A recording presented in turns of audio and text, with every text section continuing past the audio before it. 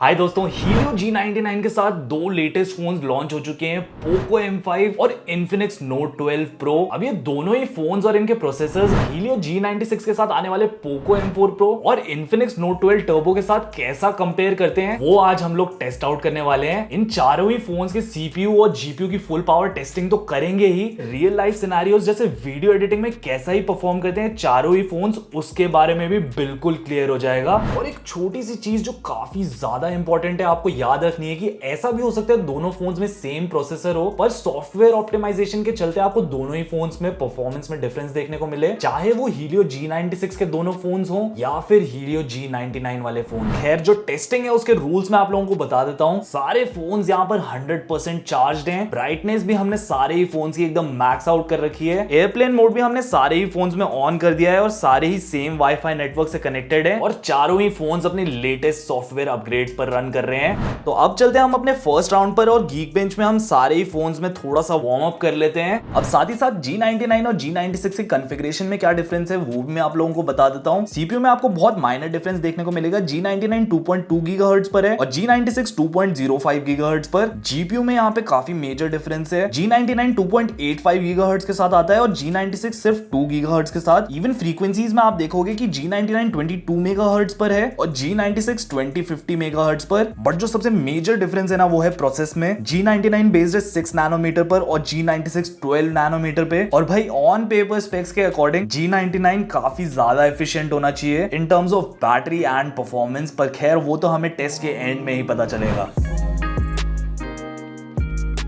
और यहाँ पर यार आप देख सकते हो सबसे पहले G99 में कंप्लीट हो चुका है टेस्ट और साथ ही साथ यहाँ पे Poco M4 Pro ने भी कंप्लीट कर लिया टेस्ट। थोड़ा ज्यादा टाइम लग रहा है यहाँ पे Infinix Note 12 Turbo को। खैर, स्कोर्स की अगर हम बात करें तो सिंगल कोर में यहाँ पे आप क्लियरली देख सकते हो Poco M5 ने सबसे ज्यादा स्कोर किया है और उसकी थोड़ी सी पीछे है Infinix Note 12 Pro। Even Poco M4 Pro ने काफी अच्छा परफॉर्म किया है यहाँ पे सिंगल कोर में, but Infinix Note 12 Turbo single core processing में थोड़ा सा पीछे रह जाता है बाकी के फोन से। और भाई मल्टी कोर प्रोसेसिंग की बात करें तो काफी ज्यादा सरप्राइजिंग रिजल्ट्स हैं यहाँ पे। सबसे आगे है यहाँ पे Poco M4 Pro, उसके बाद आता है Infinix Note 12 Pro, फिर आता है Poco M5 और भाई मल्टी कोर प्रोसेसिंग में काफी पीछे छूट जाता है Infinix Note 12 Turbo। खैर, ये तो सिर्फ फर्स्ट राउंड था। एक और राउंड हम लोग रन करेंगे, देखते हैं इनके स्कोर्स में कुछ ड्रॉप ऑफ हमें देखने को मिलता है कि नहीं। क्या ये फोन्स अपनी परफॉर्मेंस रिटेन कर पाते हैं या फिर वक्त के साथ इन चारों ही फोन्स में से किसी में हमें परफॉर्मेंस का ऑप्टिमाइजेशन और भी बेटर होते हुए देखने को मिलता है। तो भाई राउंड 2 भी सबसे पहले कंप्लीट कर लिया है Poco M5 ने, फिर आता है हमारा Infinix Note 12 Pro, उसके बाद ही कंप्लीट कर लिया है Poco M4 Pro ने भी, and finally Infinix Note 12 Turbo ने भी अपना टेस्ट कंप्लीट कर लिया है। अब यार एक चीज आप देख ही सकते हो कि यहाँ पे ब्राइटनेस काफी कम है यहाँ पे Poco M5 की। खैर, फिलहाल स्कोर्स की बात कर लेते हैं तो यहाँ पे सिंगल कोर में वापस से रिटेन कर लिया है अपना क्राउन Poco M5 ने सिंगल कोर के सबसे हाईएस्ट स्कोर के साथ। और भाई वार्म अप राउंड के बाद आप देख ही सकते हो मल्टी कोर में भी इसने सबसे ज्यादा स्कोर कर दिया है। अब एक काफी इंटरेस्टिंग चीज यहाँ पर हुई है, Helio G96 के Poco M4 Pro ने काफी सिमिलर स्कोर कर दिया है Helio G99 के साथ आने वाले Infinix Note 12 Pro के मुकाबले। आप देख ही सकते हो सिंगल कोर में हल्का सा बेटर परफॉर्म करता है यहाँ पे Infinix Note 12 Pro, बट वहीं मल्टी कोर में थोड़ा सा बेटर परफॉर्म करता है Poco M4 Pro। और यार ये वही बात है कि दोनों फोन्स में सेम प्रोसेसर हो सकता है पर सॉफ्टवेयर ऑप्टिमाइजेशन के चलते आपको डिफरेंस देखने को मिल सकता है। ये बात एकदम सच निकली Helio G99 के केस में भी। एंड इवन अगर आप स्कोर्स देखोगे Helio G96 के प्रोसेसर्स के बीच में तो वहां पर भी आप ये सेम बात प्रूव होते हुए देख सकते हो। बाकी टेम्परेचर्स की बात करें तो 30.6 हो रहा है रूम का टेम्परेचर। Infinix Note 12 Pro जा रहा है 39.1 degree Celsius. Poco M5 comparatively काफी ठंडा चल रहा है 36.9 पे, पर इसकी ब्राइटनेस भी आप देखोगे काफी ज्यादा डिप्ड है। बात करें Poco M4 Pro की तो ये थोड़ा ज्यादा गर्म हो रहा है 39.8 तक जा रहा है और Infinix Note 12 Pro यहाँ पे सबसे ज्यादा गर्म हो रहा है 40.8 डिग्री सेल्सियस पर। बैटरी पर भी नजर डाल लेते हैं। सबसे ज्यादा बैटरी अभी यहाँ पे Poco M5 में, अब भाई वो ब्राइटनेस की वजह से भी हो सकती है। उसके बाद आता है Poco M4 Pro 96% बैटरी के साथ और दोनों ही Infinix के फोन्स में अभी 95% बैटरी चल रही है। खैर, अब हम लोग चलते हैं AnTuTu बेंचमार्क्स पर और इन चारों ही फोन्स में AnTuTu रन कर लेते हैं, जिसमें हम इसके CPU और GPU पर फुल लोड डालने वाले हैं और साथ ही साथ हमें ये भी पता चलेगा कि यूजर एक्सपीरियंस और मेमोरी मैनेजमेंट कौन से फोन का बेटर है। अब यार टेस्टिंग के दौरान भी आप देख सकते हो काफी मेजर डिफरेंस है यहाँ पे ब्राइटनेस का। Poco M5 काफी ज्यादा डिम लग रहा है बाकी सारे फोन्स के कंपैरिजन में और यार उसके चलते मैं डेफिनेटली कह सकता हूँ यहाँ पे व्यूइंग एक्सपीरियंस उतना ज्यादा मजेदार नहीं लग रहा मेरे को पर्सनली। तो यहाँ पे सबसे पहले टेस्ट कंप्लीट कर लिया है पोको M5 ने, और साथ ही साथ कंप्लीट हो चुका है Infinix Note 12 Pro का भी टेस्ट, और थोड़े से डिफरेंस में पोको M4 Pro ने भी अपना टेस्ट कंप्लीट कर लिया है। फिलहाल हम लोग वेट करें Infinix Note 12 Turbo का, जिसमें टेस्ट अभी रोक सा गया है। 1 मिनट का हम लोग इसको ग्रेस पीरियड देंगे और उसके बाद हम लोग आगे टेस्ट रिजल्ट्स की तरफ चलेंगे। तो 1 मिनट हो चुका है और यार यहाँ पे अभी भी रुका हुआ है Infinix Note 12 Turbo।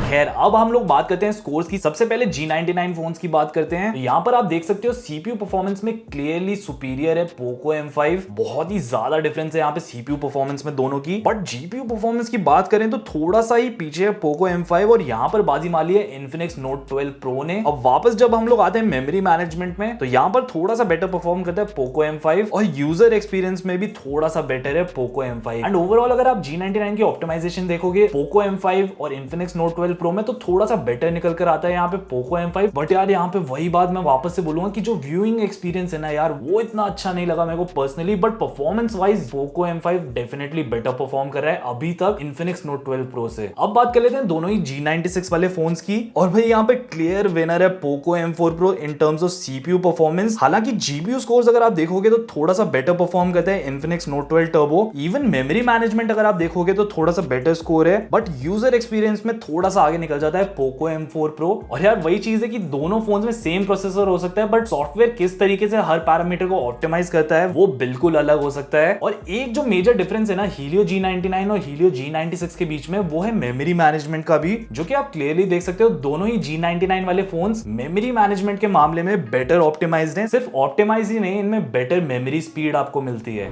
खैर एक और राउंड AnTuTu का रन कर लेते हैं और देखते हैं हमें स्कोर्स में डिफरेंस देखने को मिलता है कि नहीं, और क्या कोई डिवाइस विद टाइम अपने आप को बेटर ऑप्टिमाइज कर पाता है। सबसे पहले टेस्ट कंप्लीट हो चुका है पोको M5 में, और उसके जस्ट बाद पोको M4 में, और थोड़ी सी देर बाद Infinix Note 12 Pro में भी। और भाई इस बार यहाँ पर आप देख सकते हो कि Infinix Note 12 Turbo ने भी अपना टेस्ट कंप्लीट कर लिया है। सबसे पहले भाई टेम्परेचर्स चेकआउट कर लेते हैं। रूम 30.7 डिग्री सेल्सियस तक जा रहा है। Infinix Note 12 Pro हो रहा है 44.1 degree Celsius. Poco M5 comparatively ठंडा चल रहा है 40.3 डिग्री सेल्सियस। पोको M4 44.2 तक जा रहा है, और भाई अभी भी यहाँ पे सबसे ज्यादा गर्म हो रहा है Infinix Note 12 Turbo 45.7 डिग्री के साथ। बाकी स्कोर्स की अगर हम बात करें तो यहाँ पे काफी मेजर ड्रॉप ऑफ हमें देखने को मिला है सीपीयू परफॉर्मेंस में। Infinix Note 12 Pro के सीपीयू में यहाँ पे सबसे बेटर परफॉर्म किया है पोको M5 ने। बाकी तीनों में से कोई भी फोन भाई इसके आसपास भी नहीं है। हालांकि जीपीयू परफॉर्मेंस की बात करें तो Infinix Note 12 Pro सबसे ज्यादा स्कोर किया है इसने, बट ये काफी आसपास है पोको M5 के। और मेमोरी मैनेजमेंट का सीन आप यहाँ पे देख ही सकते हो कि दोनों G99 प्रोसेसर्स ने वापस से बेटर स्कोर किया G96 से। अब ये सॉफ्टवेयर ऑप्टिमाइजेशन के चलते नहीं है, ये हार्डवेयर ऑप्टिमाइजेशन के चलते हैं कि G99 में बेटर मेमोरी हार्डवेयर लगा हुआ है, इस चलते स्कोर्स भी आपको यहाँ पे बेटर देखने को मिल रहे हैं। खैर G96 के फोन्स की बात करें तो यहाँ पे आप देख सकते हो सीपीयू और जीपीयू दोनों की परफॉर्मेंस में पोको M4 Pro आगे निकल जाता है। बस मेमोरी मैनेजमेंट एक ऐसी चीज है जिसमें थोड़ा सा बेटर परफॉर्म करता है Infinix Note 12 Turbo, but overall performance wise आप देखोगे तो थोड़ा सा बेटर ऑप्टिमाइज्ड है पोको M4 Pro। इसी के साथ साथ बैटरीज भी चेकआउट कर लेते हैं। तो यहाँ पे आप देखोगे सबसे ज्यादा बैटरी भाई पोको M5 ने रिटेन के लिए 91% पे अभी है, पर ब्राइटनेस वाला सीन भाई मेरे को थोड़ा सा यहाँ पे समझ में नहीं आ रहा। इवन दो यहाँ पे मैंने मैक्स ब्राइटनेस कर रखी है, डार्क मोड भी यहाँ पर बिल्कुल ऑफ है, फिर भी यहाँ पे आप ब्राइटनेस में डिफरेंस देख सकते हो चारों ही फोन्स में। खैर उसके बाद अगर हम देखें तो पोको M4 Pro में सबसे ज्यादा बैटरी रिटेन कर ली है, ऑलमोस्ट 1% ज्यादा है दोनों ही Infinix के फोन से। और सीपीयूज पर अगर हम वापस से नजर डालें तो यहाँ पर आप देख सकते हो वो जो फ्लक्चुएशन की मैं बात कर रहा था ना, दोनों ही Infinix के फोन्स काफी ज्यादा गर्म हो गए हैं। यहाँ पे थोड़ी बहुत फ्लक्चुएशन हमें पोको M5 में भी नजर आ रही है, बट पोको M4 Pro का सीपीयू थोड़ा सा गर्म जरूर हो गया है, पर काफी स्टेबल है यहाँ पे। तो भाई अब ऑलमोस्ट 1 घंटा होने वाला है, इन चारों ही फोन्स की टेस्टिंग कर रहे हैं। इनके सीपीयू और जीपीयू को बिल्कुल गर्मा गर्म बना दिया हमने। थोड़ा सा कूल ऑफ टाइम देते हैं हम चारों ही डिवाइसेस को, और 5 मिनट के बाद हम लोग वापस से चालू करेंगे अपनी टेस्टिंग। तो भाई चारों ही डिवाइस को जो 5 मिनट का कूल ऑफ टाइम दिया था वो कंप्लीट हो चुका है। अब चलते हैं wild life extreme stress test पर, जिसमें हम इन चारों ही डिवाइसेस के जीपीयू पर फुल जोर डालने वाले हैं। इससे हमें ये पता चल जाएगा कि लॉन्ग ड्यूरेशन में जब आप गेमिंग करने वाले हो या फिर ग्राफिक इंटेंसिव टास्क परफॉर्म करोगे तो ये फोन्स और इनके प्रोसेसर कितने ज्यादा स्टेबल निकल कर आएंगे। अब यार यहाँ पर आप एक और चीज नोटिस करोगे कि पोको M4 Pro ने भी अपनी ब्राइटनेस थोड़ी सी ड्रॉप कर दी है इन कंपैरिजन टू Infinix के फोन्स। दोनों ही पोको के फोन्स में ब्राइटनेस थोड़ी सी डिप्ड नजर आ रही है।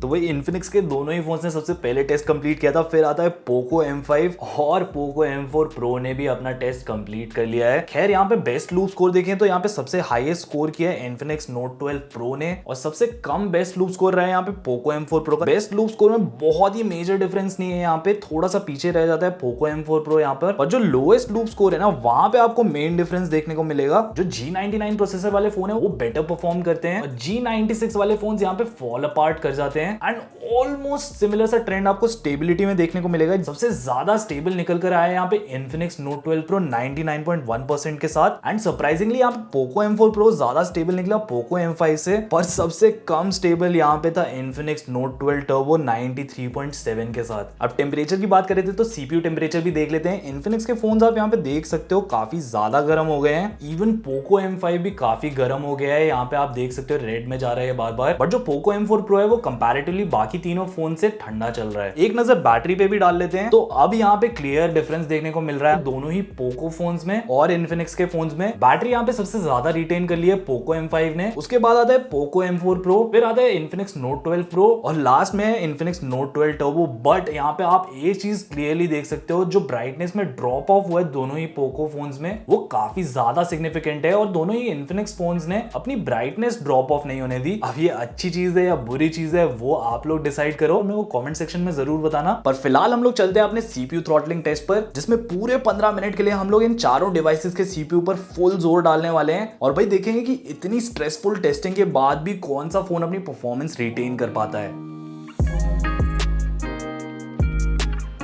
तो भैया आप यहाँ पे देख सकते हो सारे फोन्स का हाल बेहाल हो गया है। 1.5 घंटे तक हम इसकी फुल पावर टेस्टिंग कर रहे थे और उसके बाद यहाँ पे आपको सीपीयू का हाल दिख ही रहा है। पोको M4 तो भाई काफी ज्यादा थ्रॉटल कर रहे हैं यहाँ पर। इवन इन्फिनिक्स नोट 12 टर्बो का भी सेम सा ही हाल है। इन्फिनिक्स नोट 12 प्रो स्टार्टिंग में अच्छा परफॉर्म कर रहा था बट 2 मिनट के बाद इसने भी थ्रॉटल करना शुरू कर दिया यहाँ पर। और बात करें पोको M5 की तो स्टार्टिंग के 2.5 मिनट में इसने काफी अच्छा परफॉर्मेंस दिया बट थोड़ी बहुत थ्रॉटलिंग हमें इसमें मिलना चालू हो गई है। इन जनरल 1.5 घंटे की टेस्टिंग के बाद आप देख सकते हो कि G99 प्रोसेसर अपना परफॉर्मेंस थोड़ा बहुत रिटेन कर पाते हैं बट G96 के प्रोसेसर अपनी परफॉर्मेंस में थोड़ी सी मार खा जाते हैं लॉन्ग ड्यूरेशन में।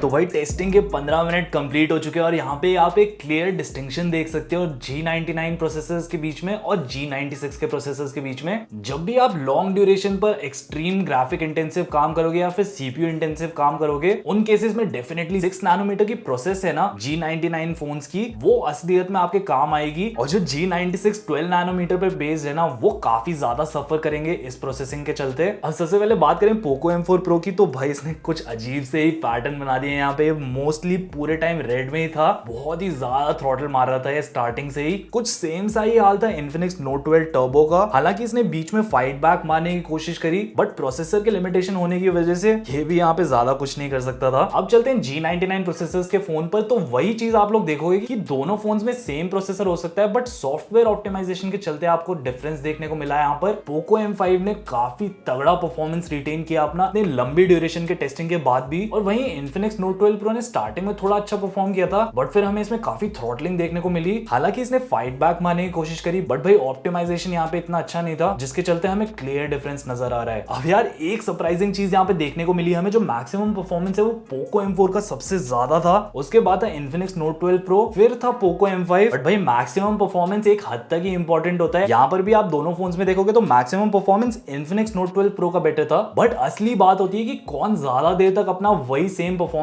रिटेन कर पाएगा, और वो चीज सक्सेसफुली कर पाया पोको M5। खैर टेम्परेचर चेकआउट कर लेते हैं, थोड़ा कूल ऑफ टाइम मिल गया जब तक हम लोग बात कर रहे थे। इन्फिनिक्स नोट 12 टर्बो जा रहा है 41.8 तक, Poco M4 pro 39.5, Poco M5 थोड़ा सा ज्यादा गर्म हो रहा है 39.7 पर, और इन्फिनिक्स नोट 12 प्रो हो रहा है 40.5 डिग्री सेल्सियस। और बैटरीज की बात करें यहाँ पे चारों ही फोन्स में तो सबसे आगे अभी भी पोको M5 है, डिस्प्ले वाली चीज याद है ना यार आपको। उसके बाद आता है पोको M4 प्रो 76% के साथ, और दोनों ही इन्फिनिक्स के फोन्स आसपास ही हैं। नोट 12 प्रो हो रहा है 74% पर और नोट 12 टर्बो 72% पर। सीपीयूज के हाल अगर हम देखें यहाँ पे तो सबसे ज्यादा गर्म हो रहे हैं यहाँ पे इन्फिनिक्स नोट 12 प्रो, फिर पोको M5 और इन्फिनिक्स नोट 12 टर्बो आसपास ही चल रहे हैं, दोनों के टेम्परेचर्स फ्लक्चुएट हो रहे हैं। बट जो पोको M4 प्रो है उसका सीपीयू टेम्परेचर काफी स्टेबल है बट भाई लॉन्ग ड्यूरेशन में परफॉर्मेंस भी इतनी अच्छी देखने को नहीं मिली हमें इसमें। तो अब चलते हैं अपने फाइनल राउंड पर जिसमें हम लोग रियल लाइफ टेस्टिंग करने वाले हैं। चारों ही फोन्स में मैंने एक फुटेज इंपोर्ट कर लिया है जिसमें मैंने एक एक फिल्टर लगा दिया है, और इस 12 मिनट की फुटेज को हम लोग 1080p 60 fps maximum bit rate पर एक्सपोर्ट करने वाले हैं।